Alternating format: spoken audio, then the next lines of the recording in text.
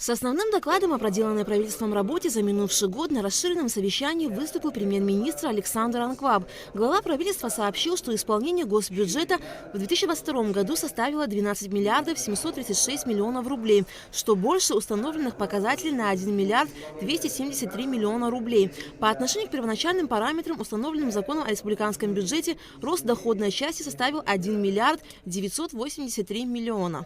В 2022 году налоговые доходы составили 6 миллиардов 309 миллионов, это 45,9% от общих показателей.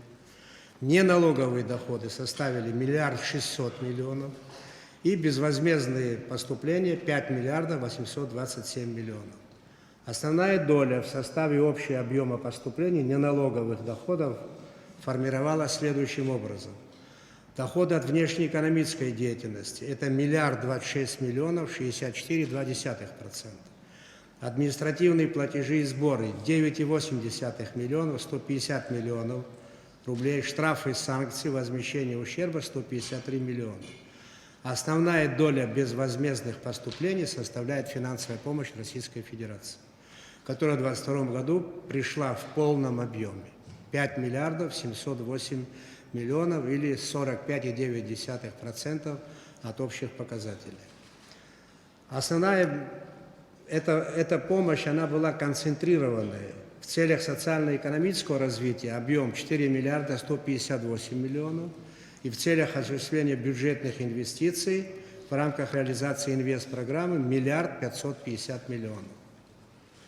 Основная часть собственных доходов обеспечена поступлениями, которые администрирует Министерство по налогам и сборам и Государственный таможенный комитет. Надо отметить, что эти ведомства заметно активизировали работу. Исполнение доходной части республиканского бюджета составило более 10 миллиардов рублей. Это на 889 миллионов рублей больше уточненных параметров республиканского бюджета на 2022 год и на более чем на 1 миллиард по отношению к первоначальным параметрам.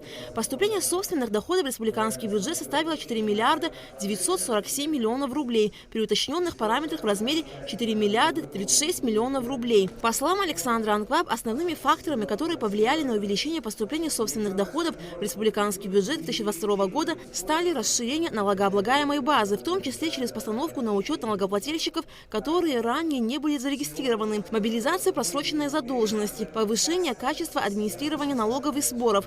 Александр Анкваб также отметил рост доходов местных бюджетов. По поручению президента Аслана Абжаня в 2022 году в энергетическую отрасль были инвестированы 566 миллионов рублей. В целях оптимизации энергообеспечения была разработана дорожная карта, в рамках которой были утверждены рамки тарифной политики на 5 лет и программа по установке приборов учета. Из средств республиканского бюджета на первом этапе приобретено 9 тысяч приборов.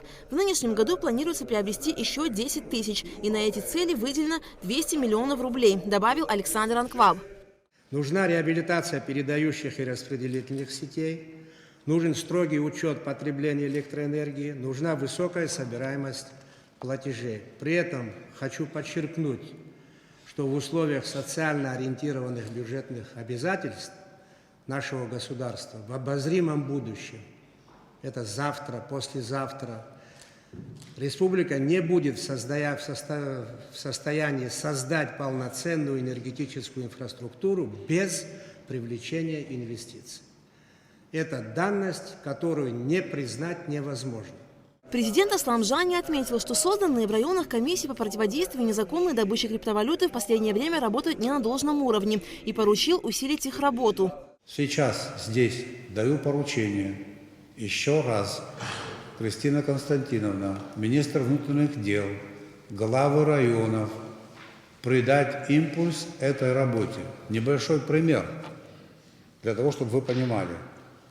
Вот если в доме, в домохозяйстве стоит всего 5 аппаратов, которые потребляют 2,5 киловатт-часов, если все это помножить на 365 дней, то годовое потребление 109 тысяч киловатт-часов. По нашему тарифу, по рубль 30, это 142 тысячи рублей. А по тому тарифу, который существует в России, если бы мы за него платили, это 350 тысяч рублей. Таких аппаратов около 50 тысяч в Абхазии, по нашим данным. И фактически Вот эти люди, которые содержат у себя дома вот эти аппараты, обкрадывают фактически страну на 500 миллиарда рублей. Это объективная информация. Я понимаю, что многие закрывают глаза, сосед на соседа доносить информацию не будет, но объективная картина такая. Поэтому работу надо будет продолжить. В ходе совещания министр обороны Владимир Амуа доложил президенту о работе по части мобилизационной подготовки. Аслан Жани особо подчеркнул, что вопрос обеспечения военной безопасности очень важен, и руководство страны делает все возможное в этом направлении. Руководство страны предпринимает все необходимые усилия для того, чтобы в этом направлении у нас все было закрыто твердо и прочно. Работы много, она идет. Государство изыскало возможности, обещало поддержку нам и бизнес-сообщества. Мы рассчитываем на то, что заявленные нами цели в этом плане будут достигнуты.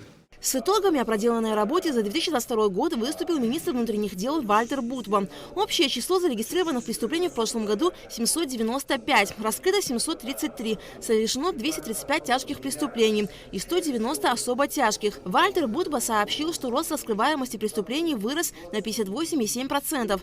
В ходе совещания министр внутренних дел также сообщил, что начальник госавтоинспекции Абхазии Батал Агарба подал в отставку. Как пояснил Будба, причиной отставки стала сложная ситуация на дорогах страны. Вальтер Будба также рассказал об инициативах по усилению ответственности за нарушение правил дорожного движения. К примеру, штраф за вождение автомобиля в нетрезвом состоянии может быть увеличен с 12 до 50 тысяч рублей. Одно из поправок – это ужесточение. Значит, если ранее лицо, задержанное за управлением автотранспортом в нетрезвом состоянии, с первого раза мы не имели возможности лишить его права на управление автотранспортом. На сегодняшнем этапе в этих поправках как раз об этом и говорится. С первого раза лишать и размер штрафа увеличить с 12 тысяч до 50. Значит, вот эту категорию правонарушений мы хотим привести на нет. И еще у нас есть следующая проблема. Мы определяем лицо, управляющее автотранспортом в нетрезвом состоянии, просто как лицо, отказавшееся от освидетельствования, он проходит как лицо, управляющее автотранспортом в нетрезвом состоянии. Но нет разграничений в отношении лиц, употребляющих сильнодействующие наркотические вещества, и в отношении лиц, употребляющих алкоголь. Вот тут тоже мы внесли ряд поправок, просим, значит, мы сторонники того, чтобы лица, употребляющие тяжелые наркотики, были лишены на более длительный срок управления автотранспортом, так как мы понимаем, что это больные, зависимые люди. Президент поручил усилить работу правоохранительных органов. На совещании также выступили другие главы министерств, которые доложили о проделанной работе за 2022 год. Алика Трапш, Алексей Агухава, Абхазское телевидение.